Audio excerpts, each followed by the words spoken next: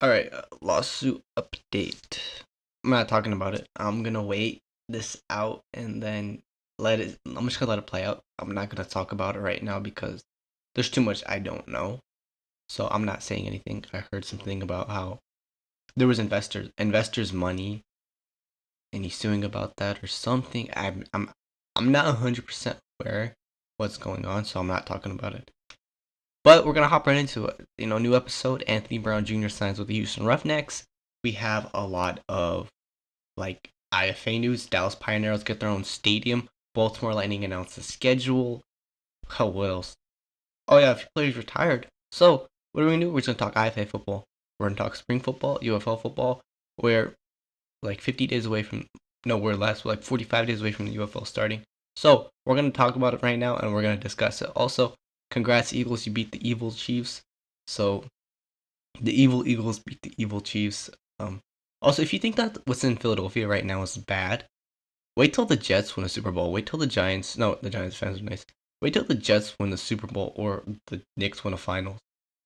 You'll see this is way worse. But we're just gonna hop right into it. Darius Prince is not coming back to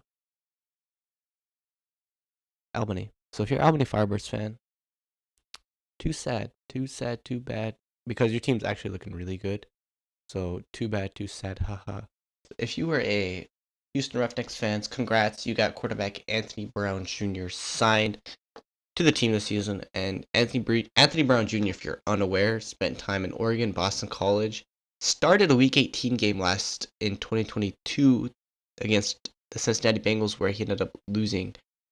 But he went 19 for 44, 286 yards, but 2 interceptions. After spending time with the Bills and the Raiders, he decides to find himself over in Houston after getting cut just a little bit ago. So he comes over from Buffalo all the way over to Houston, and I like to see the signing. It brings more character to the team. Not even that, he's the third former Baltimore Raven quarterback under the C.J. Johnson era. We have 2 retirements. UFL quarterback Davis Richard, who retired from the Houston Roughnecks just a couple days after Anthony Brown Jr. signed with the team, which leaves one roster spot for camp open. And it brings his quarterback room to Nolan Henderson, Jalen McClendon, and recently signed quarterback uh, Anthony Brown Jr. Trenton Cannon solves this running back problem I had discussed when I said him, Deion Jackson, and Abram Smith are not RB1s altogether. They can't split reps. One of them has to go. And he's the one that retired. I think he might listen to me, or he's just too old and done playing football. That leaves that running back room to Abram Smith, Deion Jackson, and Darius Hagans. Darius Hagans, of course, spent last year with the team, while Abram Smith was sidelined, and Deion Jackson came over from the NFL over to DC for the season. It was a semi-decent like week for some UFL news. Biggest one is Bruce Gradkowski, offensive coordinator, who was announced offensive coordinator for the St. Louis Battlehawks, is now the offensive assistant in Detroit for the Lions underneath Dan Campbell. So be on the lookout for Bruce Gradkowski being an offensive coordinator in Detroit over the next few years. Not a lot. Luan Winningham was added back to the Arlington Renegades roster, which now makes this Deontay Burnett, Juwan Manigo, Devion Clayton, Damachi Hikasepi, Tyler Vaz, Isaiah Winstead, and Todd Simmons, tossing Luan Winningham back in there. And this kind of feels like I don't get it. He only has 10 regular season catches over in Arlington, and you're bringing him back? Like, he hasn't really done anything special outside of a few good catches and one good playoff game in Houston back 2 years ago. It kind of feels like when they added Drew Plitt back last year before training camp. This is exactly what it feels like. Oh, and training camp is in the 2nd of March. That's when it begins. The Arlington Renegades also signed, not re-signed, but they signed defensive back Nico Bolden, adding him to the safety room of Cedric Anderson, Joe Powell, Stephen Jones, Miles Dorn, Jamal Carter, and Brady Breeze. The biggest thing with this Nico Bolden signing is he came over from St. Louis, could not re-sign there, so interesting. Deion Kane is back in Birmingham and will continue his wide receiver 1 role, as I've heard. But regardless who's throwing the ball, Deion Kane is going to play great. So that's a great signing for Birmingham. And then Eric Prince signs with the Memphis Showboats. And Eric Prince is added to that running back room of DeAndre Torrey, Dwayne McBride, and Jacob Kadobi. And I like seeing this. I like Derek Prince is a former Chief, former NFL guy, plays collegiate ball at Kansas State, and he's very talented as this talented running back room. So there's a lot of trial and error. But that's really just the major news that's going on in the UFL right now. The one that confused me is Luwan Winningham. He's not needed there. Okay, yep, I'll be honest, he's not needed over in Arlington. Arlington doesn't need Luwan Winningham. Now, is he talented? Yes. Has he performed? Not really. Now, of course, that 2023 season wasn't really sparked until the late end of the season, but he wasn't really a part of that until the playoffs. But when you got Deontay Burnett and Tyler Vaz, who have that same role, I don't get it. But hey, we'll see. Maybe no, he's not making the roster. I'm being willing to say right now, I don't think he's gonna make the roster at all. But a couple good signings around the board. The New England Patriots have re-signed defensive tackle Jeremiah Farms, who played with the team for the past 3 seasons after 1 season in Pittsburgh with the Maulers. Had a quiet season, 32 tackles, 2 sacks, nothing crazy. But comes over to New England, spends 3 years as a role player, accumulating 42 tackles and 2 sacks, those 2 sacks coming this past season. Now finds himself re-signing a 2-year contract in New England, which is huge for the Maulers, and I thought that was pretty big. I thought that was interesting news, so that could be the breaking news of this episode. Now, the Dallas Pioneeros. Let's talk about the Pioneeros. Pioneeros announced a new stadium to play in this year, and they will be playing at Birkelback Field over in Georgetown, Texas. And if you're one of those guys like, wait, are they going to play at DeSoto High School? No. They're hosting some events there, but they can't play games there because they can't sell alcohol. So now they're playing over in Birkelback Field over in Georgetown, Texas, which now makes them the Georgetown Pioneeros. It's a suburb outside of Austin, a little bit outside of San Antonio as well. They're closer to San Antonio than they are to Dallas. But hey, it is what it is. You can't play your home games over in Dallas because they can't sell high school. And Jason Adams has stated before, this is in my back pocket. If I have to, I will. But if we can't get the passing of alcohol, nope, we're not playing there because you need to sell alcohol to the football fans. Pretty cool, right? Also, a little Toledo update. It's still good. It's still a thumbs up. 2026 expansion, of course, because they're going to get a good 18 months to see what they can do to process or to play or just how things work in the IFA just to mimic and shadow. And they're not the only team that's doing this. There are more teams. They're not the only teams doing this. But Toledo should be announced in the next couple of weeks. But the reason why is because they got together, be like, hey, let's kick out Baltimore. They're not paying their players, man. Players don't play. They're not paying their coaches for a living. They're announcing players that aren't even gonna play, that haven't even agreed to play with them. So what are we gonna do? So they kick out Baltimore and they hold off on Toledo just because of that. Crazy, right? More Lightning. They got 4 home games. They announced exhibition home games. I don't know if they'll play road games or in the league this year. But I was like, let me talk about the Baltimore Lightning because, hey, it wouldn't be the IFA without them, right? No, it wouldn't be. It would be, actually, because they're not playing there. But the June 7th game against the Michigan Bills will be at home at Morgan State, as I had stated earlier in a couple episodes ago. If you listened, if you hadn't listened, they're playing the Michigan Buffalo Bills. June 21st, they play the New York Crusaders at home. July 26th, they play the Ohio Phantoms at home. And August 2nd, they play the Virginia Beast at home. Well, Hannah, you've done yourself again another masterclass. Virginia Beast, though, probably beat them because they're pretty decent. The AWFC 2022 champions. I don't know what league that is. I don't even know what that is. I just saw that. And I was like, okay, that's pretty cool. But those are the home games for the Lightning. Now, I don't know who's going to play for them. Are they semi-pro or what? Like, that's a pretty big jump going from whatever league they're playing to the IFA. I mean, I knew who they were before that. I was well aware of who the Baltimore Lightning were, and I stated before they had Corey Curtis coming in at quarterback. Now, when you can't pay anybody and you have finances in order, and you're gonna question the league as an excuse, and yes, I will mention this till the day I die about the Baltimore Lightning, or probably till like the next 3 weeks. But man, I hate the Lightning, bro. Unless they want to give me a job on the team, I'll be like, oh hell yeah, give me a job on the team. I'll be an assistant pass coordinator. But if they're not gonna do that, I'm like, bro, hate this team. The team sucks. Why can't you pay your coaches? Why can't you have your finances in order? Why are you gonna blame Jason Adams? Why are you gonna blame the whole league? Oh yeah, they kicked us out, bro. Get out of here. Shut up with that stuff, right? Anyways, I don't know who's gonna play for them at all. They will be streaming games. I'm not sure what the provider is. And if you're listening, you're not listening. So I'm saying, anyways, if you are listening, I'm not sorry, bro. Bro, stop screwing these guys over, man.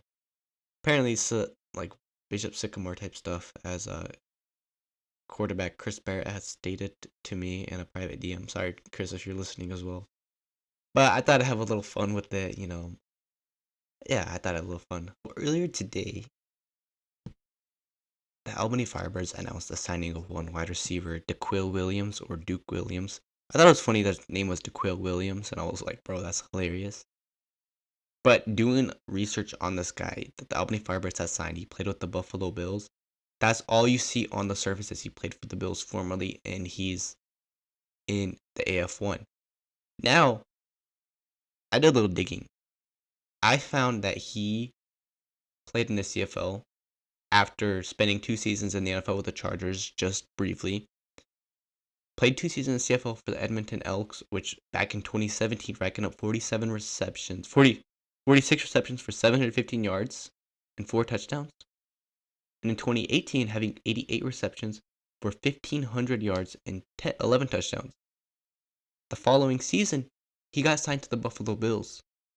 After 2019, after spending 2 seasons in the CFL balling out, the Buffalo Bills called him up and he caught 12 receptions for 166 yards and 1 touchdown. Now he bounced around a little bit, didn't find himself anywhere else, and now he found himself in Albany playing arena football for the first time, I believe. I'm not sure if he didn't play anywhere else. But this is like big. This is something that needs to be like documented. I don't know why people don't see this as more CFL success. Nathan Rourke, sorry, not Curtis. Curtis is his brother. I get them mixed up. Curtis will also be a draft prospect though. But Nathan Rourke spent 2 seasons in the CFL before getting signed to the Jacksonville Jaguars and played a season there. Preseason there. Had an incredible preseason with Jacksonville back in 2023, and spent some time in New England and over with a couple other teams before finding himself back in the CFL, and probably might find himself back in the NFL. But after a few seasons of being just a role player, transitioning from team to team to team, he finds himself in the AF1. And when he has like an incredible season at Albany, everybody should know this story. This is you heard it first here. Actually only 20 people heard it. But this is probably like the biggest like CFL story I could think of right now, outside of Warren Moon or whatever. But this is a recent like story. I don't know if people aren't like jumping the gun, CFL this, CFL that. Like everybody wants to go and play for the UFL and the CFL. That's obvious. You're not getting NFL looks. You're not getting like looked at by NFL teams. The first thought is to go play in the CFL or the UFL. Now the IFA, not the F1, the IFA has a chance to be that third option. Oh, you didn't get that UFL look. Oh, you didn't get that CFL look. Come play here in the IFA. Also, the IFL as well. Bryce Hampton is going to play in the Toronto Argonauts. Spent a couple seasons in the IFL. CJ Wyndham, his former teammate, gonna go play in the UFL. Played in the IFL with Vegas with Bryce Hampton. A lot of stories. Kevonde Turpin played in the IFL.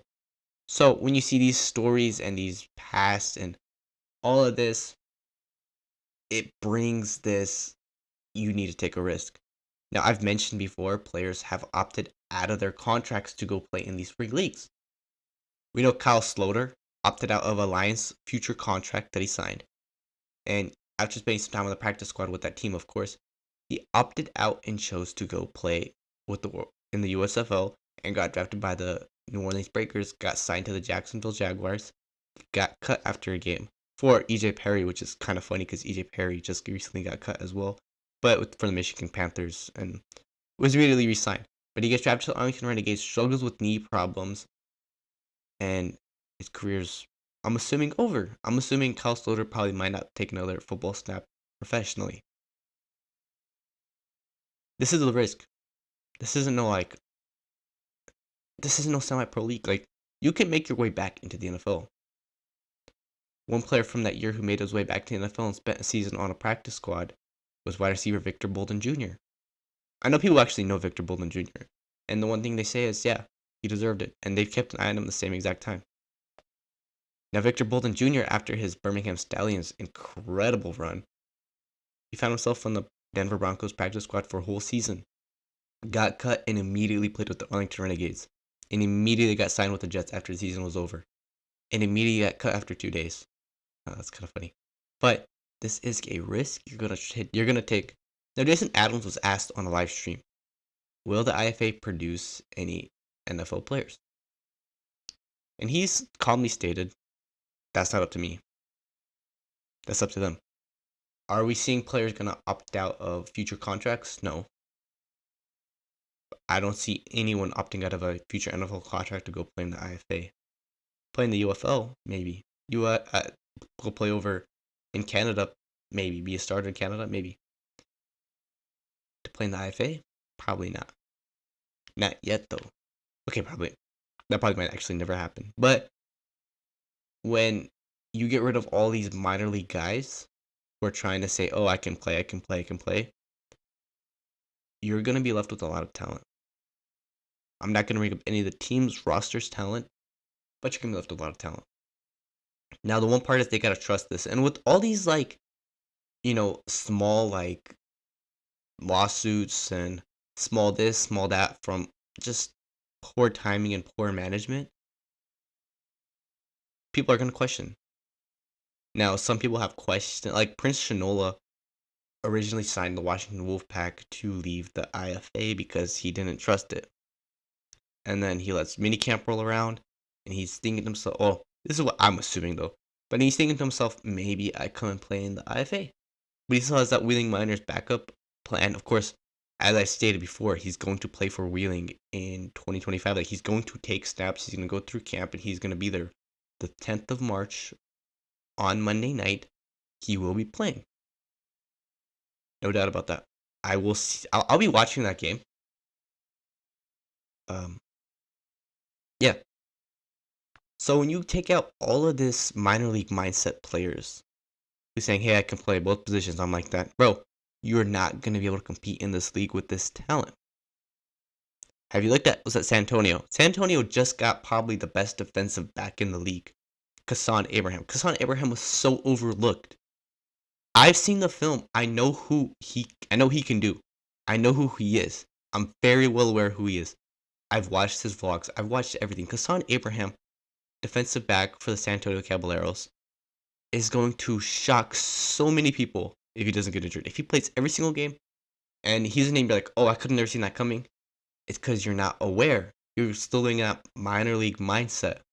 This league has minor league. Yeah, they're minor league. They're small-minded people, like, within the league. But that's not the ownership. That's not the scouts. That's not the people at the combine. This is the players. This is the fans. They're not aware. They're not aware who these guys are. Of course, if you're not aware who Kassan Abraham is, played a few seasons over at Rutgers, declared for the draft, nothing happened, was just a role player, underlooked, small. Well, now he gets a shot to go play in San Antonio, and he has a chance to ball out.